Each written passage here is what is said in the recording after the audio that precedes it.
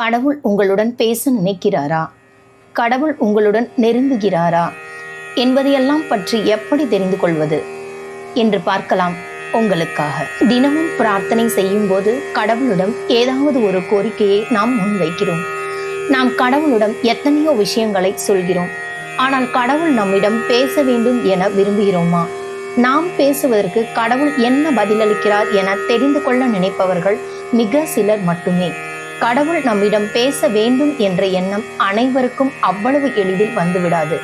அப்படி வந்தால் அவர்கள் கடவுளுக்கு மிக விருப்பமானவர்கள் என்று அர்த்தம். கடவுள் நம்முடன் பேச விரும்புகிறார் என்பதை சில குறிப்பிட்ட நிகழ்வுகள் நம்முடைய வாழ்வில் தொடர்ந்து நடப்பதை வைத்து தெரிந்து கொள்ளலாம். கடவுள் நம்முடன் தொடர்ந்து கொள்ள விரும்புகிறார் என்பதையும் சில குறிப்பிட்ட அறிகுறிகள் மூலம் தெரிந்து கொள்ளலாம். இந்த அறிகுறிகள், உணர்வுகள் உங்கள் வாழ்விலும் ஏற்படுகிறதா என்று கவனியுங்கள். முதலில், கடவுள் நம்முடன் பேசுவாரா? தினமும் கடவுளிடம் நாம் எத்தனையோ விஷயங்களை சொல்லி முறையிடுகிறோம், உதவி கேட்கிறோம், மனக்கவலைகளை சொல்லி புலம்புகிறோம். இவற்றையெல்லாம் கடவுள் கேட்கிறாரா என்ற சந்தேகம் பலருக்கும் இருக்கும். ஆனால் துளிக்கூட சந்தேகம் இன்றி ஆணித்தரமாக நம்புவதே பக்தி. உலகில் எத்தனையோ பேர் இருந்தாலும் சிலரை மட்டும் கடவுளால் தேர்ந்தெடுக்கப்பட்டவர் என குறிப்பிடுகிறோம்.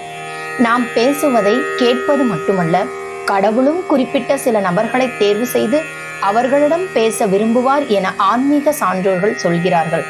கடவுள் நம்முடன் இருக்கிறார், நம்முடன் அவர் பேச விரும்புகிறார், நமக்கு அவர் ஏதோ ஒன்றை சொல்ல விரும்புகிறார் என்பதை சில அறிகுறிகள் மூலம் தெரிந்து கொள்ளலாம்.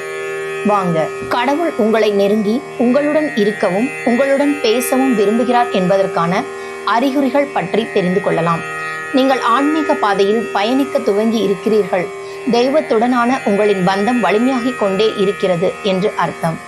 இந்த அறிகுறிகள் அல்லது விஷயங்கள் உங்கள் வாழ்க்கையில் நடந்தால் நீங்கள் அதிர்ஷ்டசாலி. இந்த அனுபவங்கள் உங்கள் வாழ்க்கையிலும் நடக்கிறதா என்பதை கவனியுங்கள்.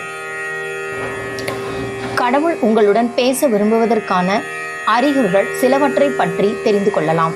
அதில் இங்கு 9 அறிகுறிகள் பற்றி கூறியுள்ளோம். முதலாவதாக, தூக்கம் களைதல். தினமும் அதிகாலையில் யாரோ எழுப்பி விடுவதைப் போல் 3 முதல் 4 மணிக்கும் உங்களுக்கு விழிப்பு வந்துவிடுகிறது என்றால் பிரபஞ்ச சக்தி உங்களை தொடர்பு கொள்ள முயற்சிப்பதாக அர்த்தம். விழிப்பு வருவது மட்டுமல்ல, அதற்கு பிறகு மீண்டும் நீங்களே தூங்க முயற்சித்தாலும் உங்களால் தூங்க முடியாமல் இருந்தால் தெய்வ சக்தி உங்களுடன் தொடர்பு கொள்ள நினைப்பதன் மீது உங்கள் கவனத்தை செலுத்துங்கள். இப்படி உங்கள் தூக்கம் களைவதும் அறிகுறியே. இரண்டாவதாக, இரக்க குணம். அனைவர் மீதும் அவ்வளவு எளிதில் எல்லோருக்கும் இரக்கம் என்பது வந்துவிடாது. தங்களின் கஷ்டம் மட்டுமே பெரியதாக தோன்றும். ஆனால் நீங்கள் எப்படிப்பட்ட கடினமான சூழ்நிலையில் இருந்தாலும் மற்றவர்கள் மீது இரக்கமும் அவர்களின் சூழ்நிலை மற்றும் அவர்களின் மன வலிமையையும் உங்களால் உணர முடிந்தால் நீங்கள் ஆன்மீக விழிப்பு நிலையை பெற்றிருப்பதற்கும் இறைவன் உங்களுடன் இருக்கிறார் என்பதற்கும் இதுவே அறிகுறியாகும். தெய்வீக குணம் உங்களுக்குள் ஆட்கொள்ள துவங்கிவிட்டது என்றே இதற்கான அர்த்தம். மூன்றாவதாக, முன்பே உணரும் திறன். ஏதாவது ஒரு விஷயம் நடக்கப் போகிறது என்றால் அது நடப்பதற்கு முன்பே அந்த சூழலில் ஒரு நபர் எப்படி நடந்து கொள்வார், என்ன பதில் அளிப்பார், அந்த சூழ்நிலையின் விளைவு எப்படி இருக்கும் என உங்களால் முன்கூட்டியே யூகித்து சரியாக கணித்து சொல்ல முடிகிறது என்றால் தெய்வீக அருள் உங்களுக்கு உள்ளது என்று அர்த்தம். நான்காவதாக, கனவுகள் பற்றிய ஞாபகம். பெரும்பாலானவர்களுக்கு அவர்கள் இரவில் கண்ட கனவுகள் தூங்கி எழுந்ததும் நினைவில் இருப்பது கிடையாது. ஆனால் அதுபோல் இல்லாமல் தூக்கம் கலைந்த பிறகும் கூட நீங்கள் கண்ட கனவுகள் உங்களுக்கு தெளிவாக நினைவில் இருக்கிறது. அது நிஜத்தில் நடப்பது போன்ற உணர்வை தருகிறது என்றால் தூக்கத்தின் மூலம் அனைத்திற்கும் மேலான சக்தி உங்களை வழிநடத்த முயற்சி செய்கிறது என்பதற்கான அறிகுறியாகும். ஐந்தாவதாக, விசித்திரமான உணர்வுகள். எதுவுமே நடக்காத போதும் கூட ஏதோ ஒரு மனக்குமுறலை உணர்வது, அல்லது சுற்றி யாருமே இல்லாத போதும் யாரோ உங்களுடன் இருப்பதாக உணர்வது, அல்லது உங்களை இறகு வருடுவது, தொடுதல் ஆகியவை ஏற்படலாம். எத்தனை பேர் சுற்றி இருந்தாலும் நீங்கள் மட்டும் தனியான ஒரு உலகத்தில் இருப்பதை போன்ற உணர்வு ஏற்படுவது உங்களுக்கு தெரியும். இது போன்ற விசித்திரமான உணர்வுகள் உங்களுக்கு ஏற்பட்டால் உங்களுடன் தொடர்பை ஏற்படுத்தி கொள்ள பிரபஞ்ச சக்தி முயற்சி செய்து கொண்டிருக்கிறது என்பதற்கான அறிகுறியும் இதுவாகும். ஆறாவதாக, பயங்கரமான கனவுகள். அடிக்கடி பயங்கரமான ஆபத்தான கனவுகள், பேய் கனவுகள் வருகிறதா? அப்படி வந்தால் உங்களுக்குள் இருக்கும் பய உணர்வில் இருந்து உங்களை விடுவித்து உங்களுக்கு உதவி செய்ய தெய்வீக சக்தி முயற்சி செய்து கொண்டிருக்கிறது என்று அர்த்தம். இது முன்னோர்கள் உங்களை தொடர்பு கொள்ள நினைப்பதற்கான முயற்சியாகவும் நீங்கள் எடுத்துக்கொள்ளலாம். 7வது, தனிமை உணர்வு. உங்கள் தனிமையை விரும்பி அதில் இருப்பதை சுகமாக அனுபவிக்கிறது என்றால் நீங்கள் ஆன்மீக திறமை பெற்றவர் என்று அர்த்தம். உங்கள் உள் உணர்வுகளுடன் இணைந்து அது பேசும் குரலை கேட்டு அதற்கு நீங்கள் பதிலளிக்க விரும்புகிறீர்கள் என்றால் தெய்வ சக்தியால் ஈர்க்கப்பட்டு அதனை நெருங்கி கொண்டிருக்கிறீர்கள் என்றும் அர்த்தம்.